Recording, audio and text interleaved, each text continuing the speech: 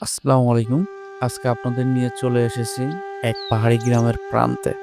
টেকনাফ উপজেলার নেঙ্গলবিল গ্রামে। যেখানে আঁকা-বাঁকা ছোট রাস্তা চলে গেছে।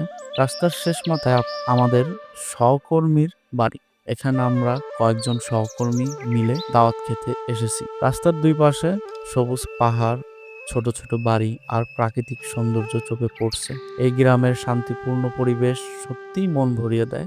আমাদের সহকর্মী এখানে বেড়ে উঠেছেন, তাই জানালেন গ্রামের ঐতিহ্য, মানুষদের আন্তরিকতা আর তাদের অতিথি পরায়ণতা। এখানে আসলে একটা সম্পর্কের গভীরতা কাজ করে। সবাই একে অপরকে জানে, একে অপরের জন্য সময় বের করে, আর দাওয়াতের মাধ্যমে সম্পর্ক আরো দৃঢ় হয়।